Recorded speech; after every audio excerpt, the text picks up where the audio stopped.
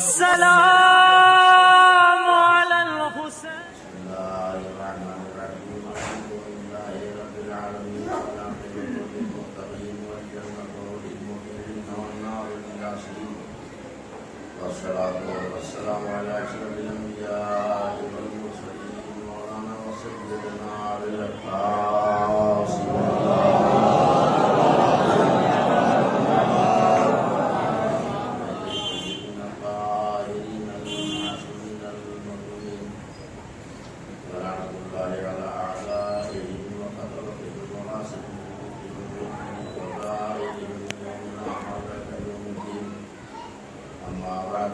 الله تبارك وتعالى في كتابه المبين وهو أصدق الصادقين وقوله الحق. بسم الله الرحمن الرحيم. هو الذي بعث في الأميين رسولا منهم يتلو عليهم آياته ويزكيهم ويعلمهم الكتاب والحكمة وإن كانوا من قبل لفي ضلال مبين.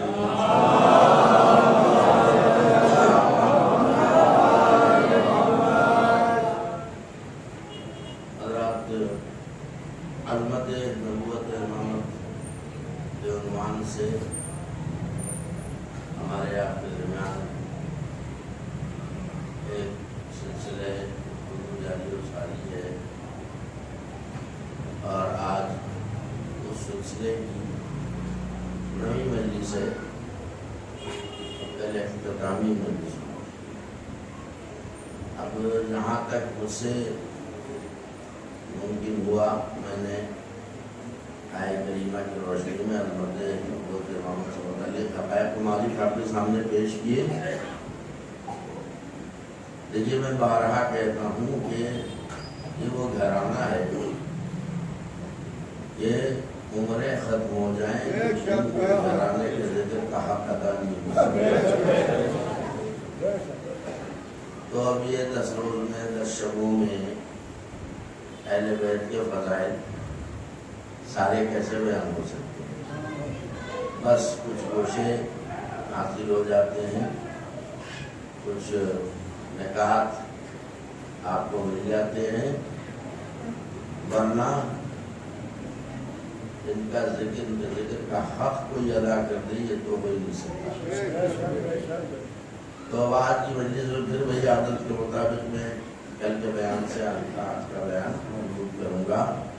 کل تک جو آپ تک میسج پہنچا قرآنی آیات کے حوالے سے, قرآنی استدلال کے ذریعے سے کہ یہی اول ہیں اور یہی آخر ہیں. ان کا اول ہونا بھی قرآن سے ثابت اور ان کا آخر ہونا بھی قرآن سے ثابت. جہاں تک بات آئی تھی کہ ساری کائنات فنا ہو جائے, باقی جو رہیں گے انہیں اصطلاح قرآن میں وجہ اللہ کہا گیا. اور وجہ اللہ کی میں نے تصریح پیش کی کہ وجہ اللہ سے کون مراد سکتے ہیں.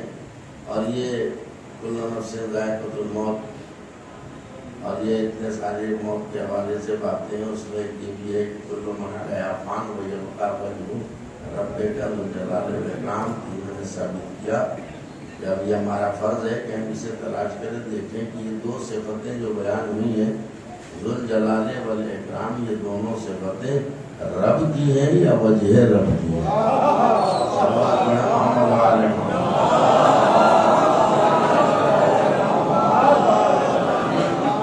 یہ کوئی میں کفر نہیں بک رہا ہوں. اللہ ذو الجلال بھی ہے, اللہ ذو الاکرام بھی ہے, اس میں کوئی شک نہیں ہے. لیکن اس آیت میں کون سی ہستی ہے جس کی یہ 2 صفتیں بیان ہو رہی.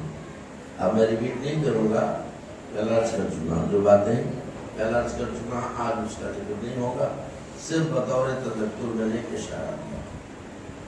اب آج چاہتا ہوں کہ چونکہ دیکھیے اشرا بالکل اختتامی منزل کو پہنچ چکا ہے اور میں نے اپنی عادت کے مطابق آپ کے سامنے آیت کا تجزیہ اور تحلیل پیش نہیں کیا.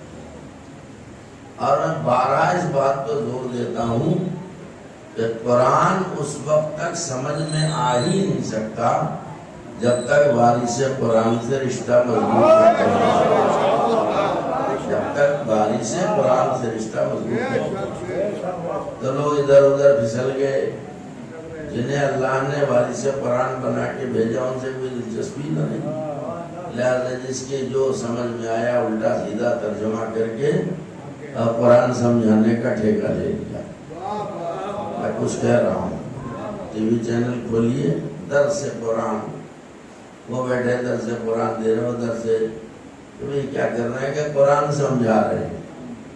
تو خود بھی سمجھ گئے, سمجھانے بیٹھ گئے. سمجھانے کا حق تو اسی کو ہے نا کہ خود بھی قرآن کو سمجھ گیا ہو. تو اب آپ دل لگائیے گا, بھائی نسیم صاحب نے تو ماحول بڑا اچھا بنا کے دیا ہے. اب اس ماحول کو باقی رکھنا ہی میرے اپنے ہنر کی بات ہے.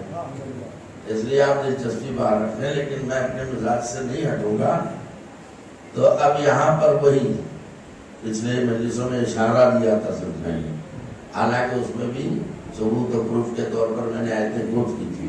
لیکن آج تھوڑی سی لفظی بحث تاکہ بچے اس آیت کا حقیقی مفہوم سمجھ جائیں.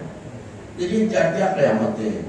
میں نے عرض کیا آپ سے پچھلی مجلسوں میں کہ دنیا اپنے مذہبی رہنماؤں کی من گڑت کہانیاں گڑ گڑ کے ان کے قد کو اونچا کرنے کی کوشش کرتی ہے. اور یہاں سچے فضائل موجود ہیں تو آپ کے حلق سے نہیں اترے. تو اب دل لگا دیجئے گا یہاں کے اوپر. اب وہ جو وہی جو در اہل بیت سے ہٹ گئی, انہوں نے سورہ جمعہ کی اس دوسری آیت کا ترجمہ کیا کیا؟ کہتے ہیں وَالَّذِي بَعَثَ فِي الْأُمِّيِّينَ رَسُولًا مِّنْهُمْ يَتْلُو عَلَيْهِمْ آيَاتِهِ وَيُزَكِّيهِمْ وَيُعَلِّمُهُمُ الْكِتَابَ وَالْحِكْمَةَ. اب میں نے لونی میں جو جلسہ ہوا تھا وہ بھی سنایا, وہ ریپیٹ نہیں کروں گا میں. اور کیا حشر ہوا میرے جواب سے وہ ریپیٹ نہیں کروں گا. آج میں دوسرے زاویے سے بحث کروں گا تاکہ بچے سمجھیں اس آیت کا مطلب کیا ہے اور لوگوں نے مطلب کیا سمجھایا. بڑے بڑے مولانا لوگوں نے, میں نے عرض کیا تھا کہ اپنے نام کے آگے علامہ بھیڑا رکھا ہے. ارے بھیڑا رکھا ہے سمجھو نا, علامہ ہے. اور وہ لکھ رہے ہیں کہ نبی بے سواد تھے, پڑھے لکھے نہیں تھے. وہ تو نہ پڑھنا جانتے تھے نہ لکھنا جانتے تھے. اب ذرا ایسی آرام سے سنیے گا. بھئی یہ کیسے کہہ دیا آپ نے؟ کہہ دیکھئے نا امیین امی کی جمع ہے, تو نبی امیین میں سے تھے. لہذا اس سے ثابت ہوا کہ وہ بے سواد تھے, ان پڑھ تھے, بے پڑھے لکھے تھے معذاللہ. اس لیے کہ یہاں امیین کا ذکر ہے, هو الذی بعث فی الامیین. توجہ ہے؟ تو انہی امیین میں سے رسول تھے. اب میں بارہا عرض کرتا ہوں کہ عربی زبان ہے, ایک ایک لفظ کے 70 معنی ہوتے ہیں. نہیں متوجہ ہوئے؟ جیسے لفظ عین, یہ لفظ عین ہے, ایک لفظ عین کے جنے کتنے معنی ہیں وہ سارے مجھے بھی یاد نہیں. شاہد مثال کے طور پر عرض کر رہا ہوں کہ ہر معنی ہر جگہ نہیں بھیڑا سکتے ہیں. یہ ضروری تھوڑی ہے کہ جو معنی آپ نے کر لیے وہی منظور خداوندی بھی ہو. کیا کہہ رہا ہوں, ایسے ہوگی مجلس. آپ نے تو بس قرآن سمجھانے بیٹھے ہیں, کتنی بڑی ذمہ داری ہے. اور سہارا کس کا لے رہے ہیں؟ ڈکشنری کا. بھئی بتا ڈکشنری کس نے لکھی ہے؟ یہ لغت کی کتاب کس نے لکھی ہے؟ ہم جیسے انسانوں نے لکھی ہے. تو وہ آسمانی الہامی کتاب سمجھانے کے لیے ان کی لکھی ہوئی کتاب سے سہارا لے رہے ہیں. جیسے سنو گے ویسے ہی سناؤں گا میں. تب اس میں کتنے اچھے کھائے. اب آپ مجلس کو طول دے رہے ہیں, میں نہیں دے رہا ہوں. کتنے بچے کھائے اور در اہل بیت سے ہٹ جانے کی کتنی بڑی بڑی سزائیں پائیں اور پا رہے ہیں. سنیے گا. اب اس موقع پر اسے جب بولتا ہوں تو یہ آیت ضرور کوٹ کرتا ہوں جس کا ترجمہ ادھر سے کیا ہوا ہے. فَوَجَدَكَ ضَالًّا فَهَدَىٰ. ذرا غور کیجیے کیا ترجمہ ادھر ہوا ہے. فَوَجَدَكَ ضَالًّا فَهَدَىٰ. بڑے ٹھاٹ سے لکھ دیا نیچے ترجمہ. اے میرے رسول معاذ اللہ علیہ باللہ خاکم بدن نقل کفر کفر نباشر، کیا ترجمہ لکھا؟ اے میرے رسول میں نے آپ کو گمراہ پایا بس میں نے آپ کی ہدایت کر دی۔ لیکن ایک آدمی نے گلے پیٹے، آپ نے نہیں پیٹے، اس کے لیے لکھ رہے ہو اے میرے رسول میں نے آپ کو گمراہ پایا بس میں نے آپ کی ہدایت کر دی۔ یہ ترجمہ ادھر کا ہے جن کا وارث قرآن سے کوئی ربط ہی نہیں ہے۔ دیکھیں کیسے پھسل رہے ہیں۔ ارے جو ساری کائنات کے لیے ہاتھی بنا کے بھیجا گیا ہو وہی گمراہ ہو گیا تو ہدایت یافتہ کس کو کہو گے؟ ایسے ہوگی مجلس؟ ابھی سکون توڑتا ہوں میں۔ اور اگر آپ کہتے ہیں یہ والا ترجمہ صحیح ہے تو پھر ایک آیت میں پڑھ رہا ہوں ذرا اس کا بھی ترجمہ پیش کر لو، پیش کر دو میرے سامنے۔ یہ ترجمہ ادھر کا ہے کہ جہاں وارث قرآن سے قرآن نہیں لیا، کس سے لیا وہ آپ سمجھے نا، آدھی بات میں کہہ رہا ہوں آدھی آپ سمجھ لیں۔ وارث قرآن سے منہ پھیر کے گئے کہاں ہوں گے؟ ان سے قرآن لیا ہوگا، نتیجہ کیا ہوا؟ توجہ ہے؟ تو اب ایک بات بتائیے، اب ہمارے یہاں کیا ترجمہ اس کو میں بتاؤں گا، ابھی روکتا ہوں۔ میں کہتا ہوں اگر یہ ترجمہ صحیح ہے فَوَجَدَكَ ضَالًّا فَهَدَىٰ، اے میرے رسول میں نے آپ کو معاذ اللہ گمراہ پایا تو میں نے آپ کی ہدایت کر دی۔ آپ میرا صرف منہ دیکھ رہے ہیں، آپ سمجھے کہاں سے لائے گمراہ؟ یہ لفظ زال سے لائے، زال، دال زال نہیں، زال والا زال، ضالن جس سے بنا ہے ضالین، غیر المغضوب علیہم ولا الضالین، تو انہوں نے دیکھا ہے ضالین، اچھا یا اللہ ہمیں نعمت والوں کا راستہ چاہیے، ان کا راستہ نہیں چاہیے، غیر المغضوب علیہم ولا الضالین، جو تیرے غضب کا شکار ہو گئے ان کا راستہ نہیں چاہیے، اور جو تیرے راہ سے گمراہ ہو گئے ان کا نہیں چاہیے۔ تو ان کے دماغ میں فٹ ہو گئی بات، اچھا ضالین یعنی گمراہ لوگ، کئی ہوں تو ضالین، کئی لوگ گمراہ ہوں تو ضالین، اور ایک عدد کوئی گمراہ ہو تو ضال۔ اب اس آیت میں نبی سے خطاب ہے، اس کا مطلب یہ ہے کہ نبی بھی معاذ اللہ گمراہ تھے تو اللہ نے ہدایت کر دی۔ اب اس آیت کے جواب میں دوسری آیت پڑھتا ہوں اور دیکھوں کیسے آپ چپ بیٹھتے ہیں۔ آؤ میں دوسری آیت پیش کرتا ہوں، ذرا اس کا بھی ترجمہ کر دو۔ اللہ سورہ النجم میں ارشاد فرما رہا ہے وَمَا ضَلَّ صَاحِبُكُمْ وَمَا غَوَىٰ، تمہارا نبی نہ بھولا نہ بھٹکا نہ گمراہ ہوا۔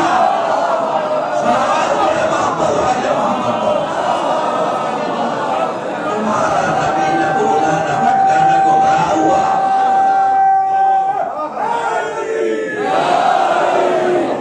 قرآن میں تضاد پایا جاتا ہے کیا؟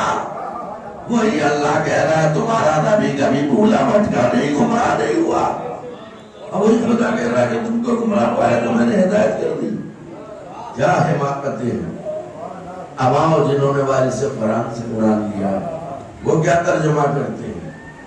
ہر جگہ گمراہ کے زال کے معنی گمراہ کے نہیں ہے، کبھی زال کے معنی گمراہ کے ہیں اور کبھی زال کے معنی گم کے ہیں۔ باتیں کھل اٹھے گی۔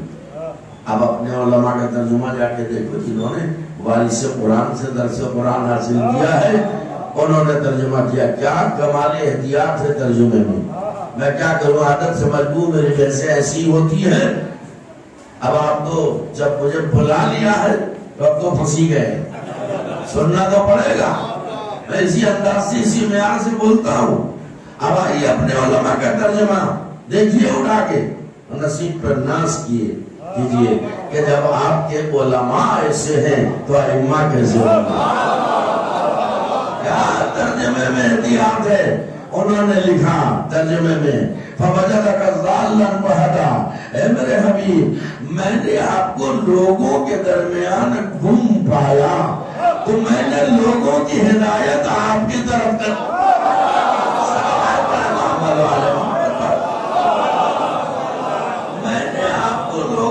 گھوم پایا، یعنی آپ غیر معروف تھے، غیر مشہور تھے، آپ کو کوئی جانتا وانتا نہیں تھا، میں نے آپ کی طرف لوگوں کی ہدایت کی۔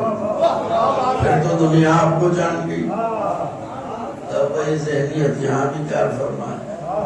انہوں نے کہا امیین جاہلوں میں رسول بھیجا تو وہ انہی میں سے تھے، یعنی انہی جاہلوں میں سے.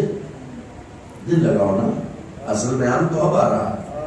انہی جاہلوں میں سے ایک معاذ اللہ، یہ بھی جاہل کے علیہ باللہ خاتم بدہن. آئے ہوتا سوال ہے.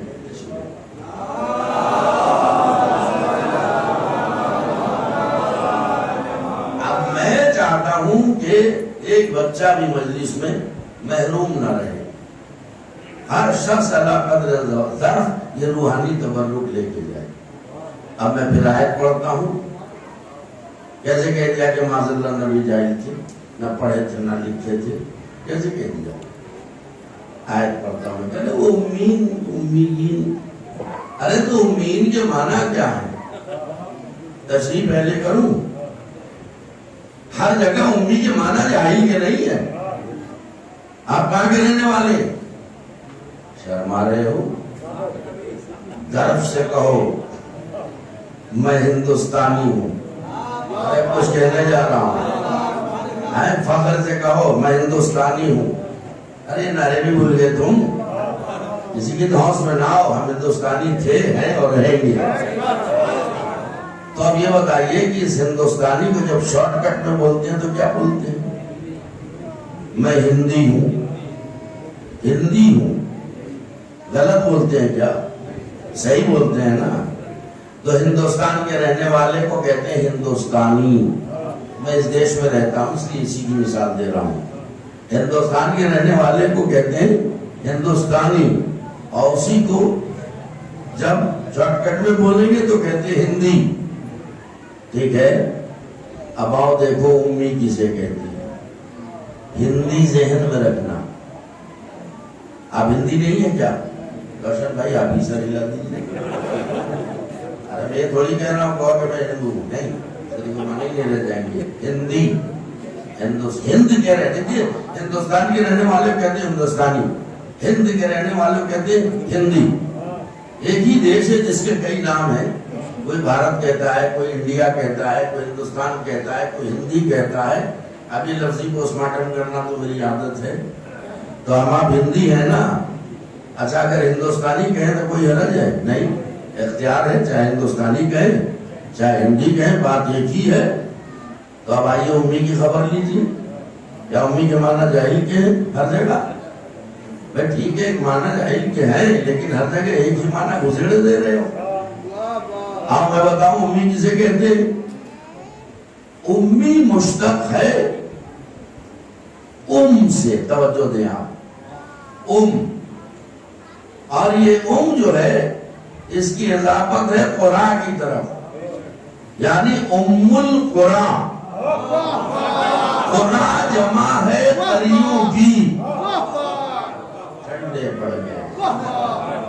القرآن یعنی ماں، قرآن یعنی قریے، گاؤں دیہات آبادیاں، انہیں کہتے ہیں قرآن. ایک ہو تو قریہ اور کئی ہو تو قرآن. القرآن سے مشتق ہے امی. ابھی بھی پلے نہیں پڑی بات. مکے کا دوسرا نام ہے القرآن. مکے کا دوسرا نام ہے القرآن. مکے کا نام القرآن کیوں رکھا گیا؟ اس لیے رکھا گیا کہ القرآن کے معنی ہے قریوں کی ماں. قریوں کی ماں. جب تک چپ رہو گے یہ ریپیٹ کروں گا. یعنی مکہ قریوں کی ماں ہے. کیوں؟ اس لیے کہ مکہ زمین کے سینٹر میں ہے، وسط میں ہے، بیچوں بیچ میں ہے. مدرسوں میں ایک چھٹی ہوتی ہے. قبلہ بیٹھے دیتے ہوں گے چھٹی. پوچھئے عید الاضحیٰ تو یاد ہے، عید الفطر تو یاد ہے، عید غدیر تو یاد ہے. یہ مظلوم عید بیچاری اسے کوئی یاد ہی نہیں کرتا. کہتے ہیں عید دہب الارض. بھئی آج کیا ہے کہ مدرسہ بندے کیوں؟ کہ آج عید دہب الارض ہے. یہ 25 ذی قعدہ وہ عید دہب الارض کی چھٹی ہوتی ہے. بھئی عید دہب الارض کیا ہے؟ کہا زمین بچھائے جانے کی عید. کیا کہا؟ تو بھائی زمین بچھائی گئی کہاں سے بچھائی گئی؟ شروعات کہاں سے ہوئی؟ کہا مکے سے. مکے میں کس جگہ سے؟ کہا بکے سے. وہ مکہ میں بکہ ہے. کہاں بکہ ہے؟ اور بکے میں کہاں سے زمین کی شروعات ہوئی؟ کہا خانہ کعبہ سے. خانہ کعبہ میں کس جگہ سے زمین بچھنا شروع ہوئی؟ کہا وسط کعبہ سے. وسط کعبہ سے. کیا حسن اتفاق ہے جہاں سے تراب کی ابتدا وہیں سے ابو تراب.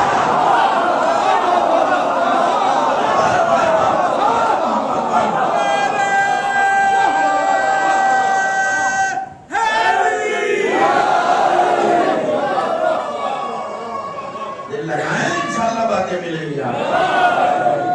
آپ سمجھ میں آیا؟ ام القرآن یعنی قریوں کی ماں. سب سے پہلا ذرہ زمین وسط کعبہ میں رکھا گیا. اور علی کے لیے کیا ہے؟ تاریخ پڑھو تو پتا چلے علی کعبے کے بیچوں بیچ میں پیدا کیے گئے. تو آپ اسے تاریخ کو دیکھیں سمجھے. لہذا اس مناسبت چونکہ پہلے زمین اس کا زمین بچھی اور اس کا سے آبادیاں پھیلنا شروع ہوئی بڑھنا شروع ہوئی. یہ کھلیا وہ گاؤں وہ دیہات وہ قصبہ. اور آج آپ دیکھیں اتنی بڑی دنیا آباد ہو گئی. یہ آبادی شروع کہاں سے ہوئی؟ مکے سے. اس لیے کہتے ہیں ام القرآن. اب پھر آ جائیے ہندوستانی اور ہندی. اب ہندوستان کے رہنے والوں کو ہندوستانی کہتے ہیں. سونا نہیں. ہندوستان کے رہنے والوں کو ہندوستانی کہتے ہیں. اور ام القرآن کے رہنے والوں کو ام القرآنین کہتے ہیں. ہندوستان کو شارٹ کٹ میں بولو تو ہندی کہتے ہیں. ام القرآن کو شارٹ کٹ میں بولو تو امی کہتے ہیں.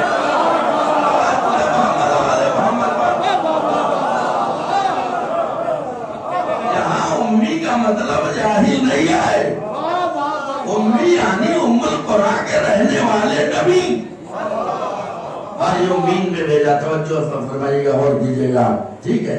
امید ایک مانا جاہل کے بھی ہے. امین جاہلوں بھیجا. تو چلیے امین کے مانا جاہل کے. نبی کو کیسے جاہل کہہ دیا تم؟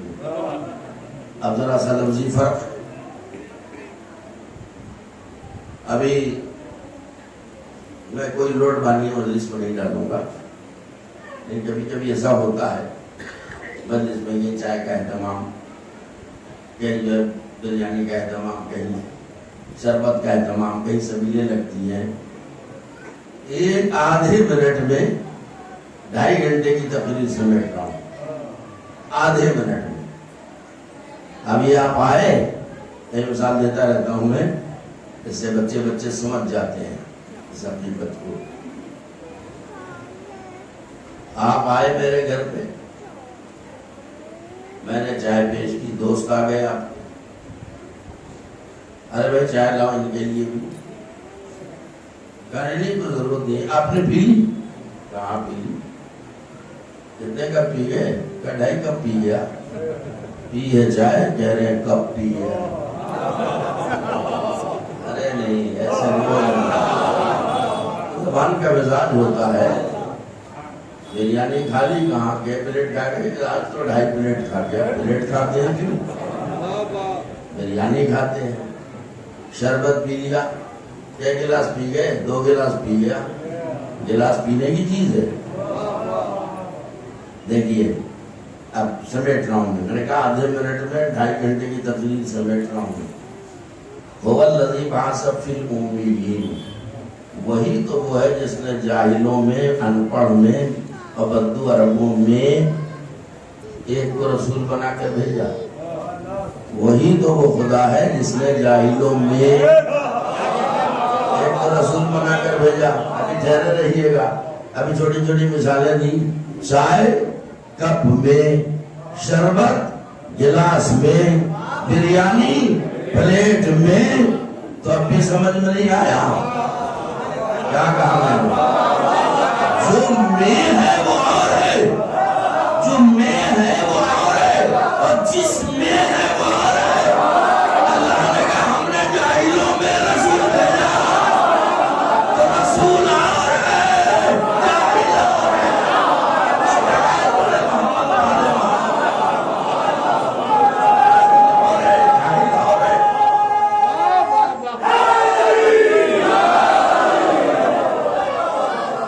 بلند آواز سے ضربہ بھیجے محمد۔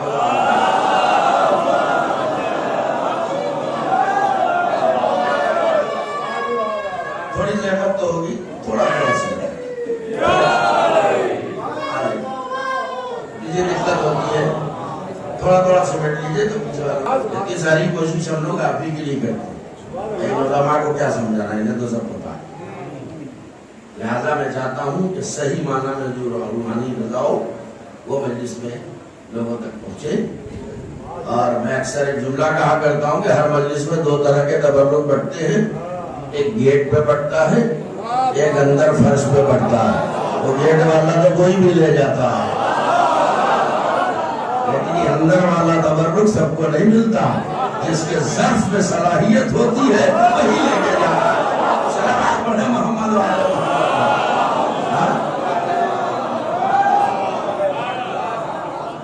تو اب آئیے اس احمقانہ ترجمے کا جواب اسی آیت میں موجود ہے، اسی آیت میں موجود ہے۔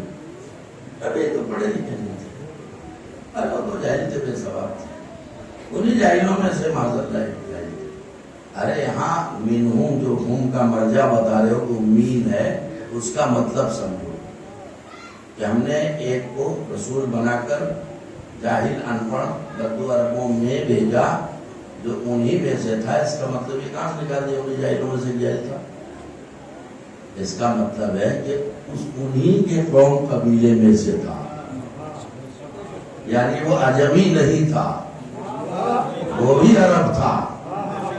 اور جو ہے نا یہ بولیں گے آپ تو میں بلواؤں گا ابھی، اس کا جواب اسی آیت کے اندر موجود ہے، لیکن کوئی ہو جو متوجہ کرے۔ امام محمد تقی علیہ السلام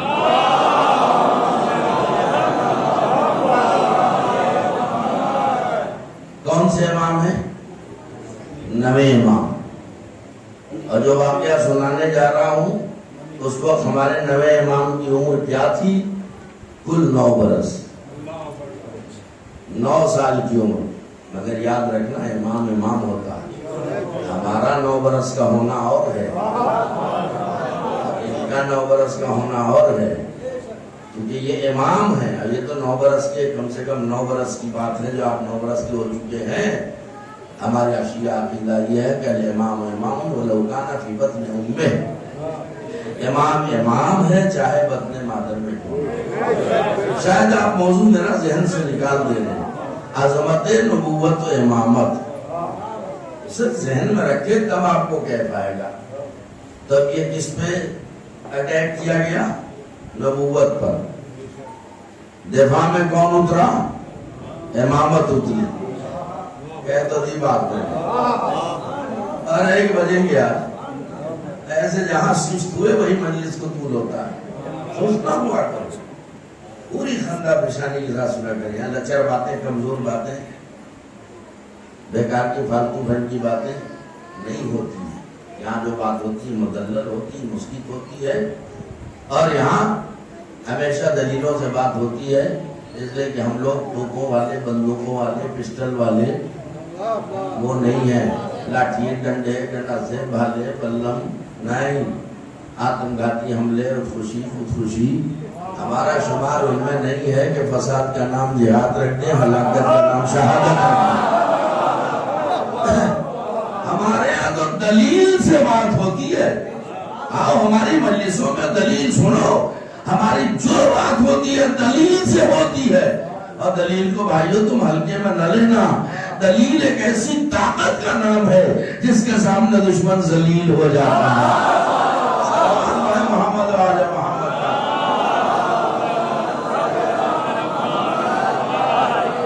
نبوت بیٹھے کوئی نئی بات نہیں ہے، نبوت کے اوپر مشتمل جہالت کا الزام۔ یحییٰ ابن اقسم کا نام سنا؟ ہاں یحییٰ ابن اقسم، امام محمد تقی علیہ السلام. اب وہ پوری تفصیل ہے، اس میں نہیں جانا مجھے. اماموں کی ولادت شہادت کے موقع پر یہ واقعے بیان کیے جاتے ہیں. میں اشارہ دے رہا ہوں کہ ہارون رشید کی سواری گزر رہی تھی. امام محمد جب کچھ بچے وہاں کھیل رہے تھے. امام محمد تقی علیہ السلام 9 برس کے ہیں. آپ کھیل تو نہیں رہے تھے، بس ذرا کھڑے ہو گئے تھے وہاں. بادشاہ کی سواری دیکھ کے سارے بچے بھاگ لیے. اپنے اپنے بزرگوں کے چلن پہ سبھی چلتے ہیں.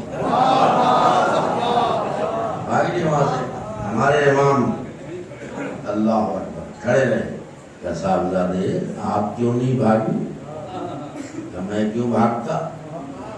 میں تیرا مجرم نہیں ہوں تو تیرے ڈر سے بھاگ جاتا، اور راستہ اتنا تنگ نہیں ہے تو تیری سواری نہ جا سکے.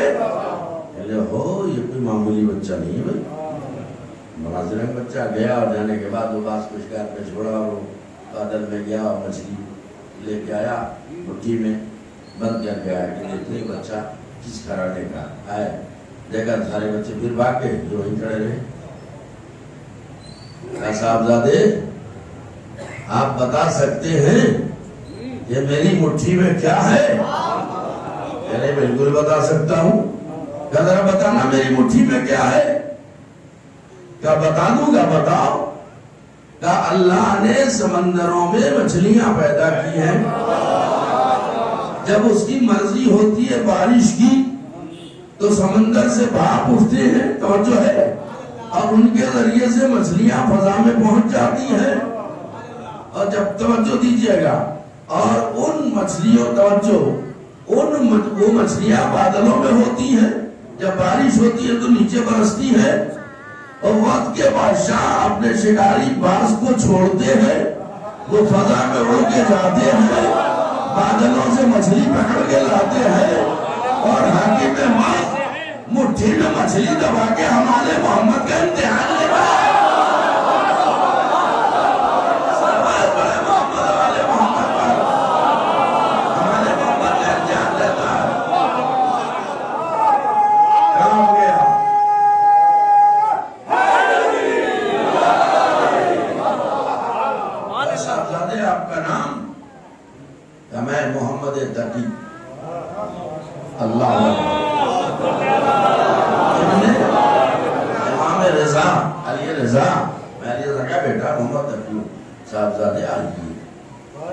آئیے.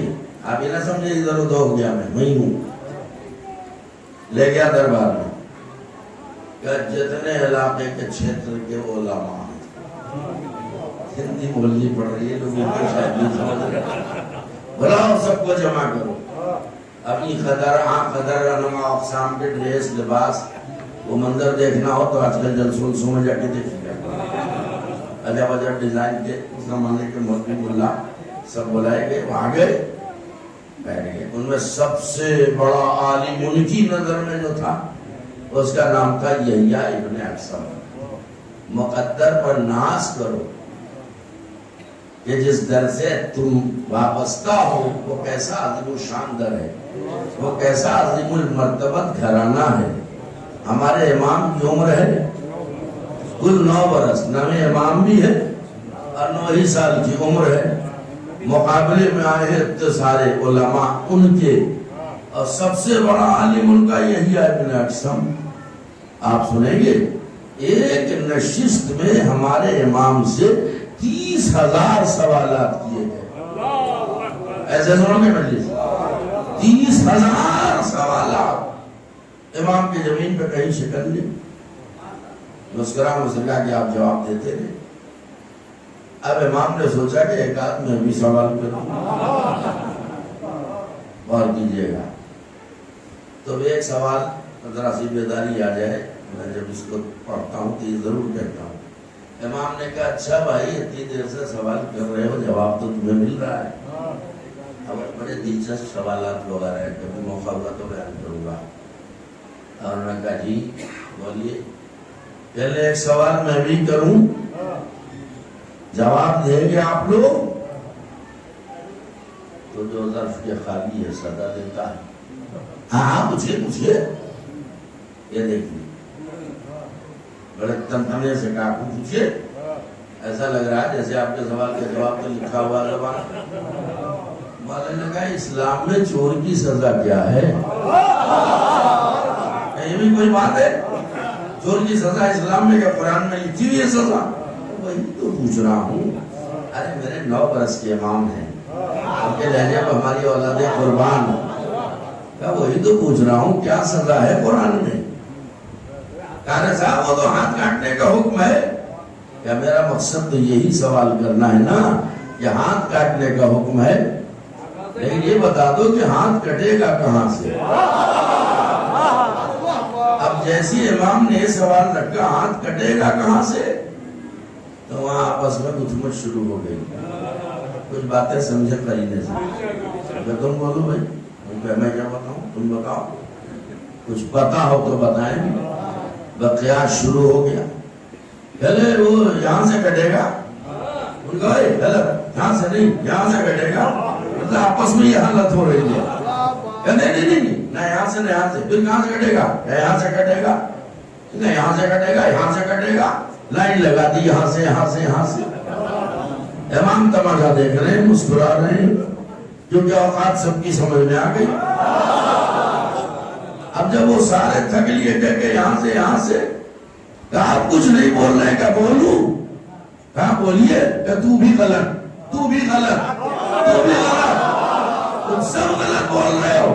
ہاتھ نہ یہاں سے کٹے گا، نہ یہاں سے کٹے گا، نہ یہاں سے کٹے گا، تو پھر کہاں سے کٹے گا؟ چور کو سزا کیسے ملے گی؟ کہ صرف انگلیاں کاٹی جائے گی۔ ارے بڑے ہلکے میں لے دے، یہ چیزیں بھی سننے کا اپنے کو عادی بناؤ۔ انگلیاں، ارے چور کا ہاتھ کاٹنے کا حکم ہے، آپ کہہ رہے کہ انگلیاں کٹیں گی۔ امام نے کہا انگلیاں ہاتھ سے الگ ہیں کیا؟ اب اس کو آپ کو اپنی زبان میں سمجھاؤں۔ اب تو موبائل کا زمانہ ہے، پہلے لیٹر کا سلسلہ تھا، آپ نے ادھر سے خط لکھا، انہوں نے ادھر سے خط لکھا، ارے بھائی میں نے خط بھیجا، آپ نے جواب نہیں بھیجا، کہا رہے کیسی بات کر رہے ہیں، میں نے اپنے ہاتھ سے خط لکھا، اپنے ہاتھ سے خط لکھا۔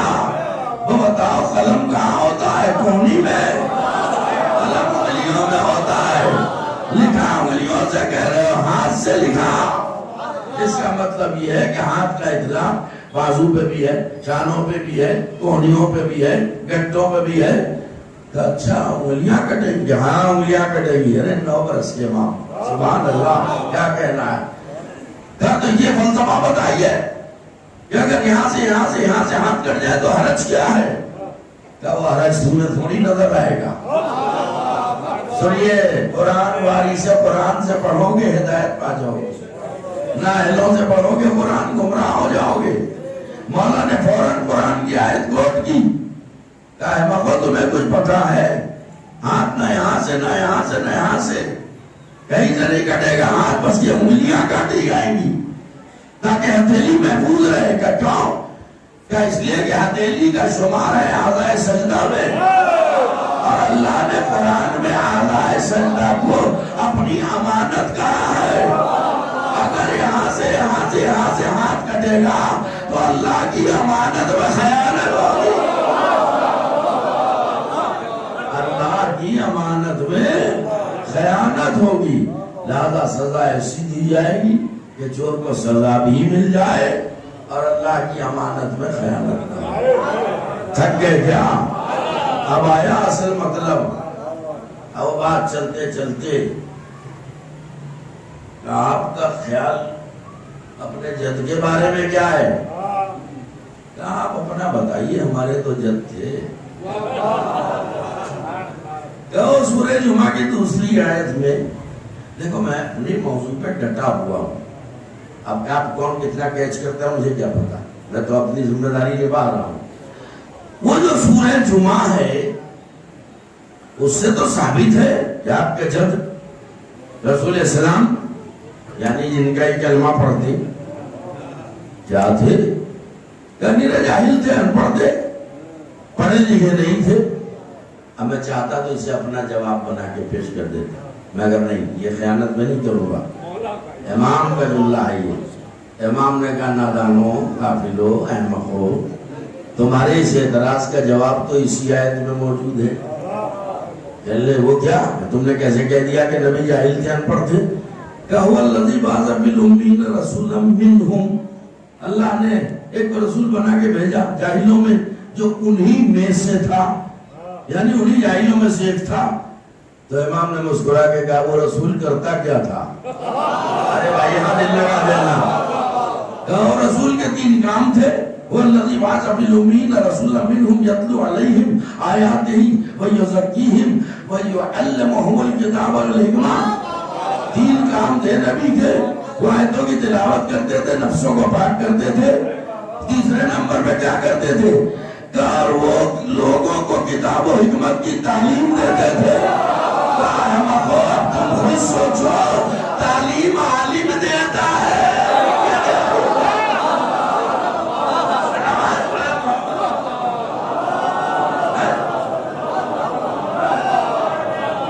تعلیم عالم دیتا ہے یا جاہل دیتا ہے؟ فَقُوَتَ الَّذِي كَفَرَ, سارے کے سارے مغلوب ہو. تو میرے دوستوں اور عزیزوں, ایک صلوات سے سہارا دیں.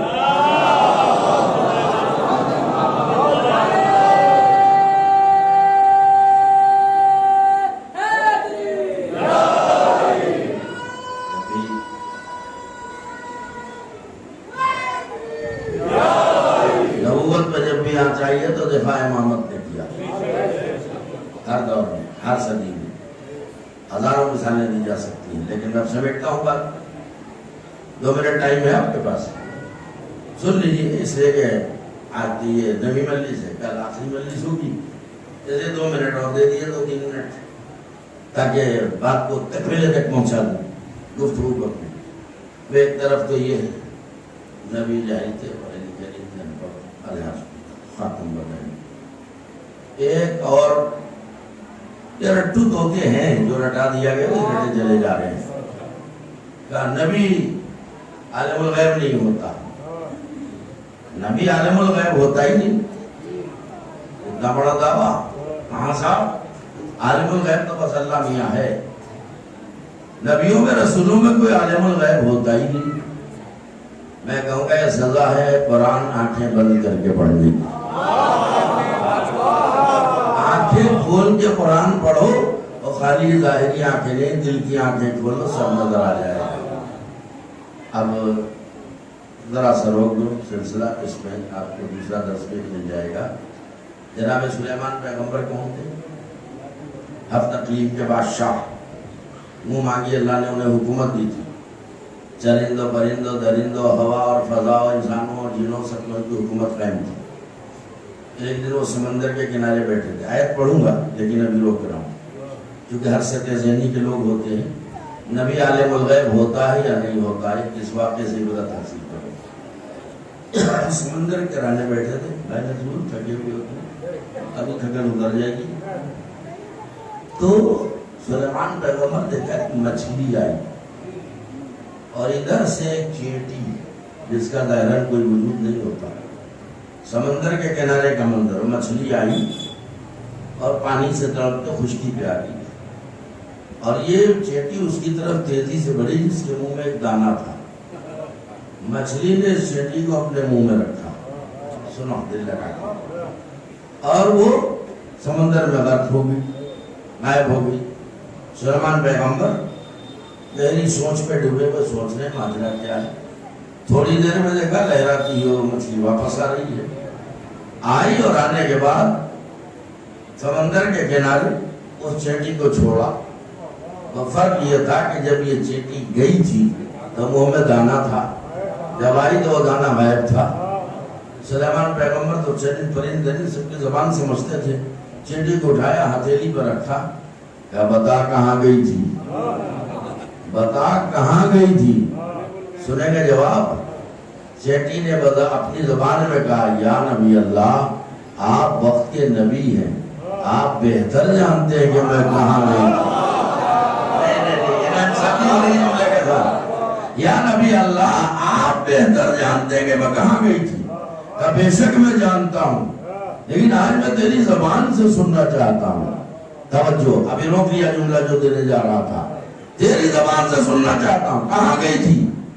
کیا کہنے اس کی رحمانیت اور رحیمیت کہ یا اللہ، یعنی اللہ کو جس کو ہم بس فرضی طور پر استغفر اللہ، ماشاءاللہ، سبحان اللہ یہ سب کہتے رہتے ہیں، لیکن اللہ کو پہچانو کتنا بڑا وہ ارحم الراحمین ہے۔ ایک آیت اور کوٹ کر دوں پہلے سے بول، اس نے رزق کا وعدہ کیا ہے، وَمَا مِن دَابَّةٍ فِي الْأَرْضِ إِلَّا لِلَّهِ رِزْقُهَا، روح زمین پر کوئی ایسی ریمتی چیز نہیں ہے جس کا رزق اللہ پہ معین نہ ہو۔ وہ رزاق حقیقی ہے، اور کیسے کیسے رزق پہنچاتا ہے سنیے گا۔ چھٹی کو ہتھیلی پہ لیا، بتا کہاں گئی تھی؟ کہا یا نبی اللہ بہتر جانتے میں کہاں گئی تھی؟ کہا نہیں میں تیری زبان تو جانتا ہوں، تیری زبان سے سننا چاہتا ہوں۔ کہا ٹھیک ہے اگر آپ کا حکم ہے تو بتاتی ہوں۔ اس سمندر کے اندر ایک پہاڑی ہے، اس پہاڑی کے اندر دو پتھروں کے بیچ میں ایک کیڑا ہے جو باہر نہیں نکل سکتا ہے۔ اللہ نے یہ ہماری ڈیوٹی لگائی ہے کہ میں خشکی سے دانے چن چن کے لاؤں، اور اس مچھلی کی ذمہ داری کہ مجھے اس تک پہنچائے۔ میں روزانہ صبح شام اس تک جاتی ہوں، کھلا پلا کے واپس آتی ہوں۔ تو چیٹی نے بتا دیا، لیکن پہلا جملہ چیٹی کا کیا تھا؟ یا نبی اللہ آپ بہتر جانتے میں کہاں گئی تھی۔ گویا وہ چیٹی ہم جیسے انسانوں کو چیلنج کر رہی ہے، بلکہ مسلمانوں کو چیلنج کر رہی ہے کہ دیکھو ہم اپنے زمانے کے نبی کے علم غیب پر پورا یقین رکھتے ہیں، تم کیسے مسلمان ہو تو اپنے نبی کے علم غیب پر چیٹی برابر بھی مانتے ہیں۔ صلوات پڑھے محمد و آل محمد۔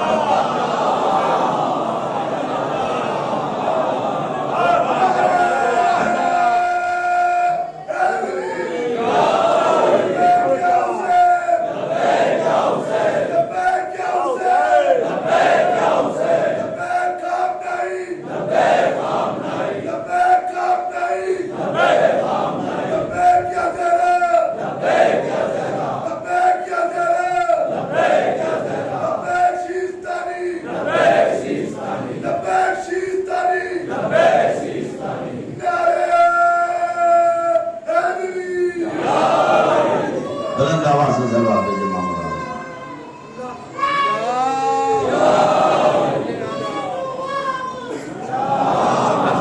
آپ کے سامنے اپنے مزاج کے حساب سے میں تو ہر بات کے ثبوت پہ قرآن کی آیت لاتا ہوں، میں کسی کا منہ نہیں چھڑا رہا ہوں، بولنے میں مجبور کرتے ہو تو بولنا پڑتا ہے۔ ہم جس نبی کا کلمہ پڑھتے ہیں اس کی شان میں ایسی ایسی جسارت ہے۔ نبی عالم الغیب نہیں ہوتا، علم غیب تو اللہ میاں کے پاس ہے۔ اچھا اسے پوچھئے گا ذرا سا، پھر لفظی جواب پھر آیت کو روک رہا ہوں۔ نبی علم غیب نہیں ہے، نبی کو علم غیب کا علم ہوتا ہی نہیں ہے، اللہ عالم الغیب ہے بس، نبی کو غیب کا علم نہیں ہوتا۔ تو پوچھئے نماز کیوں پڑھ رہے ہو؟ کہ جنت کے لیے۔ روزے کیوں رکھ رہے ہو؟ جنت کے لیے۔ آپ سو گئے، حج پہ کاہے کو گئے تھے؟ جنت کے لیے۔ یہ غریبوں کی مدد کیوں کر رہے ہو؟ کہ جنت ملے گی۔ جنت جنت جنت، کبھی جنت دیکھی ہے کیا؟ ارے کہاں ہو؟ کہاں سے جنت ملے گی؟ کیسے یقین کر لیا کہ ملے گی؟ کہا بھائی نبی اطلاع دے کے گئے ہیں، نماز پڑھو جنت ملے گی، روزے رکھو جنت ملے گی، حج کرو جنت ملے گی۔ تو بھائی نبی تو عالم الغیب ہوتا نہیں ہے، تو جنت ملے گی نہیں ملے گی نبی کو کیسے پتا؟ محمد و آل محمد۔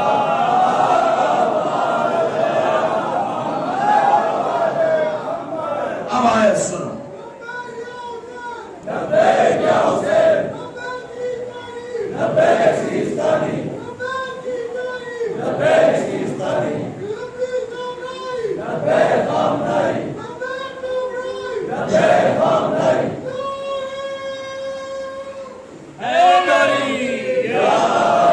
ماشاءاللہ۔ آیت پڑھ رہا ہوں میں، آیت کوٹ کر دوں جلدی سے تاکہ میرا اسٹینڈرڈ بولنے کا باپ ہی رہے۔ جیسے کہہ دیا تم نے کہ نبی عالم الغیب نہیں ہوتا۔ سنو آیت، اللہ قرآن کریم میں ارشاد فرماتا، علماء بیٹھے ہیں جی پوچھئے آیت ہے یا نہیں؟ ارشاد ہوتا ہے قرآن میں، اللہ کا ارشاد ہو رہا ہے عالم الغیب فلا یظہر علی، سنیے گا غور کیجیے گا، عالم الغیب فلا یظہر، ابھی توجہ دیں تو پوری توجہ دیجیے گا، عالم الغیب فلا یظہر علی غیبہ احدا الا من ارتضی من رسول، یاد رکھو اللہ عالم الغیب ہے، وہ اپنا علم غیب کسی پر ظاہر نہیں کرتا، کیا کہا میں نے، مگر اپنے رسولوں میں سے جسے چاہتا ہے علم غیب دے دیتا ہے، سن گیا، ارے تو رسولوں میں سے جسے چاہے علم غیب دے دے، اور جو فخر المرسلین ہو، سید المرسلین ہو، سلامات بھائی محمد و آل محمد، عالم الغیب غیبی احدا الا من ارتضی من رسول، اللہ عالم الغیب ہے۔ اب چلیے ماشاءاللہ آپ نے ساتھ دے دیا، تو یہ جو شان نبوت ہے، نبی کا جانشین کون ہوگا جس میں یہی شان پائی جائے، جو شان، جو صفت، جو خصوصیت، توجہ ہے نا، نبی میں ہے، نبی آخر میں ہے، وہی خصوصیت اگر پائی جائے گی کسی میں تو نبی کا جانشین ہوگا، جسے اصطلاح شرع میں قرآن کہتی ہے۔ تو نبی کا عالم الغیب ہونا ثابت ہوا یا نہیں؟ اب آپ کہیں گے تو امام کا عالم الغیب ہونا، ارے تو یہ دیکھو نا یہ جانشین کس کے ہیں؟ اگر بھائی جاہل الغیب کے جانشین ہے، کیا کہہ رہا ہوں تو بھیا ٹھیک ہے، لیکن اگر عالم الغیب کے جانشین ہے تو علم غیب اگر نبی کے پاس ہے تو ان کے پاس بھی ہوگا، اگر نبی کے بعد آنے والے اماموں کو علم غیب حاصل نہ ہوتا تو کیسے کہتے کہ میسم میری محبت میں تمہیں فلاں پیڑ کے نیچے تاریخ میں فلاں دن تختہ دار پر لٹکایا جائے گا، میری محبت میں تمہاری زبان کاٹی جائے گی، بس اب اس کے آگے کچھ نہیں پڑھوں گا، 2-3 منٹ میں استعمال کرتا ہوں میں۔ جیسے نبی عالم الغیب ویسے ہمارا ہر امام عالم الغیب ہوتا ہے، اور یہ علم غیب اسی اللہ کا دیا ہوا ہے۔ تو اگر امام عالم الغیب نہ ہوتے تو ابھی تاریخیں پڑھو تو پتہ چلے۔ جناب عبداللہ ابن عفیف، علی کے عاشق چاہنے والے اور بہت بڑے علی کے بیلا و شہدہ، ایسے چاہنے والے کہ جنگوں میں علی کے ساتھ ہوتے تھے، اور آپ کو پتا ہے عبداللہ ابن عفیف کی جو تھے وہ دونوں آنکھوں سے نابینا تھے، تو میں اپنے بچوں کو بتا رہا ہوں کیوں نابینا تھے۔ ایک آنکھ آپ کی جنگ جمل میں چلی گئی تھی اور ایک آنکھ جنگ صفین میں چلی گئی تھی۔ جنگ صفین میں بھی یہ جنگ مولا سے ہوئی تھی اور جمل بھی مولا سے ہوئی تھی، اس کا تاریخ آپ کے سامنے ہے۔ تو جو تیر لگا تو ایک آنکھ تو جمل میں اور ایک صفین میں چلی گئی تھی۔ اب ظاہر سی بات ہے کہ عبداللہ بن عفیف کو بڑا احساس ہوتا تھا کہ آنکھ نہ ہونے کی وجہ سے میں کتنا پریشان ہوں، کچھ نظر نہیں آتا تھا، کبھی ادھر کبھی دونوں آنکھوں سے اندھے تھے۔ ایک دن انہوں نے مولا علی سے کہا، مولا آپ صاحب اعجاز امام ہیں، میرے مولا آپ میرے لیے دعا کر دیجئے یا اپنا معجزہ دکھا دیجئے تاکہ میری آنکھوں میں روشنی آ جائے۔ مولا دیکھیے امام عالم الغیب ہوتا جبھی تو ایسی بات کی امام نے کہا عبداللہ ابن عفیف بے شک میں دعا کر دوں تو آنکھوں میں روشنی آ جائے گی، اگر تمہاری آنکھ پہ ہاتھ پھیر دوں تو تمہاری آنکھوں کی بینائی واپس آ جائے گی، لیکن عبداللہ ابن عفیف اگر آنکھوں میں روشنی آ گئی تو ایک دن تمہیں پچھتانا پڑے گا، ایک دن تمہیں رونا پڑے گا، اور تم دعا کرو گے کاش میں دونوں آنکھوں سے اندھا رہتا۔ ہم مولا علی نے کب کہا تھا اور وہ حالات کب سامنے آئے جب اہل بیت کا لٹا ہوا قافلہ اللہ اکبر شہر کوفہ میں داخل ہوا اور علی کی بیٹی نے دربار کوفہ میں خطبہ دینا شروع کیا تو عبداللہ آنکھوں سے اندھے تھے، کان سے بہرے تو نہیں تھے، ان کی ایک بیٹی تھی، ہماری بیٹی کیا قیامت آ گئی؟ ارے یہ علی کیا تمہارا زندہ ہو گئے دنیا میں آ گئے؟ کہا بابا علی تو نہیں ہے۔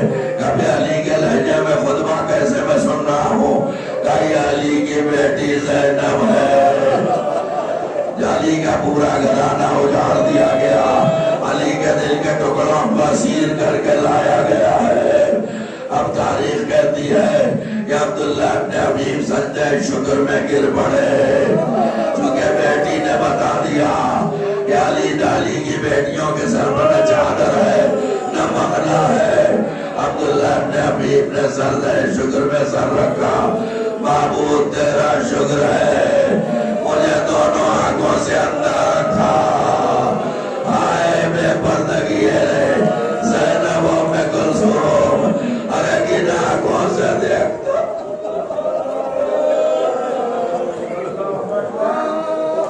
خدا آپ کو کسی غم میں نہ رولائے سوائے غم اہل بیت کے، چونکہ متوجہ ہو گئے۔ میں ایک جملہ مسائل کا اور اس کے بعد رحمت تمام کرتا ہوں کہ ایسے چاہنے والے تھے جو اپنے اندھے ہونے پر شکر خدا کر رہے ہیں۔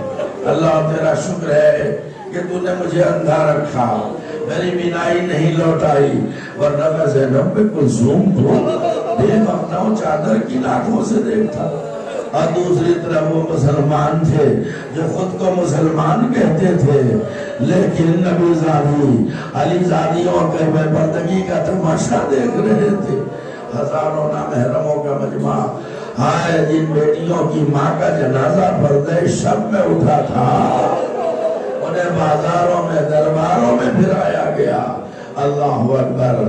امام سجاد فرماتے ہیں، میں وہ وسائل پڑھ رہا ہوں جو امام سجاد نے خود بیان کیے ہیں۔ امام فرماتے ہیں، آپ سمجھیں کیوں بار بار امام سجاد کہتے تھے؟ جب بھی کوئی پوچھتا تھا سب سے زیادہ مصیبت کیا پر پڑی تو آپ چیخ مار کے کہتے تھے الشام الشام الشام۔ کیوں الشام الشام کہتے تھے؟ اللہ اکبر۔ امام خود فرماتے ہیں کہ چاہنے والوں ہم اپنی بے بسی کیا بتائیں۔ ایک رسم تھی جس میں 12 معصوم بچوں کے گلے بندھے ہوئے تھے، اسی نسل میں ہماری بھوپیوں کے بازو بندھے تھے، اسی رسی میں میرا گلا بندھا تھا، یعنی گلے میں تو بھی تھا، رسی کا بندہ بھی تھا۔ اب سنو اپنے امام کا جملہ، اور ہماری حالت یہ تھی کہ اشقیاء ہمیں اس طرح گھسیٹ گھسیٹ کے لے جا رہے تھے جیسے قصاب اپنے جانوروں کو لے جاتے۔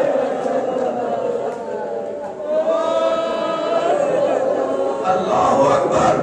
کبھی پیدل چلایا، کبھی ناکوں کو بٹھایا، کبھی دھکے مار کے لے جا رہے، کبھی گھسیٹ گھسیٹ کے لے جا رہے۔ ایک روایت سن لیجیے، اللہ اکبر۔ روایتیں بتاتی ہیں کہ قافلہ رواں دواں ہے، اچانک وہ سر جو پھولی کے نیزے پہ تھا، اس سر کا معجزہ دیکھیں۔ وہ نیزہ جو پھولی کے ہاتھ پہ تھا اور اس پر امام کا سر معلق تھا، پھولی کے ہاتھ سے نیزہ چھوٹ کے زمین میں نصب ہو گیا۔ بڑی کوشش کی پہلوانوں نے کسی طرح سر آگے بڑھ جائے، لیکن کوئی اس نیزے کو جنبش بھی نہ دے سکا۔ شبر ملون نے کہا اس کا علاج ہمارے پاس ہے۔ لہراتا ہوا تعزیہ نہ لے کے سید سجاد کے پاس آیا، آواز دی سید سجاد بتاؤ تمہارے باپ کا سر آگے کیوں نہیں بڑھتا ہے؟ امام کے دونوں آنکھوں میں آنسو آ گئے۔ اگر نہیں بتایا تو پشت تازیانوں سے زخمی کر دی جائے۔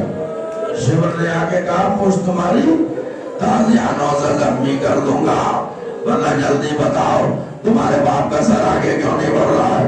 بیمار کربلا نے ہتھکڑیاں بیڑیاں سنبھالی، ہاتھوں کو جوڑے ہوئے لرزتے قدموں سے آگے بڑھے، رونے کا ادا کر لینا۔ حسرت بھری نگاہوں سے باپ کا کٹا ہوا سر دیکھا، آواز دی بابا اب اس بیمار میں تازیانے کھانے کی طاقت نہیں ہے، بابا جلدی بتا دو آپ کا سر آگے نہیں کیوں نہیں بڑھ رہا ہے؟ کٹے ہوئے سر سے یاد آئی، اے بیٹا سید سجاد میرے سینے پہ سونے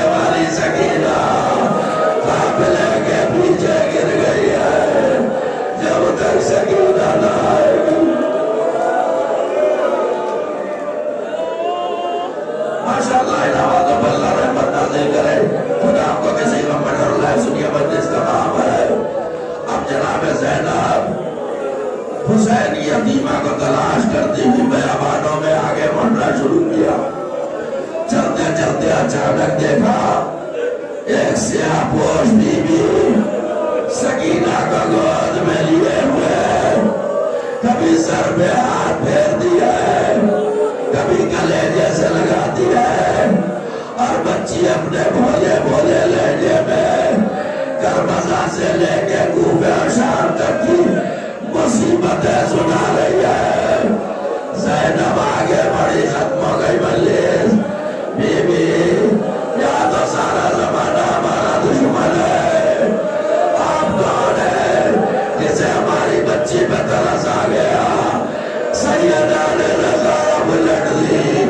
اے زینب اے ماں کو نہ پہچانا تیری دنیا ماں مدینے سے کربلا کربلا سے کوفے کوفے سے شام تک تمہارے ساتھ ساتھ آتا.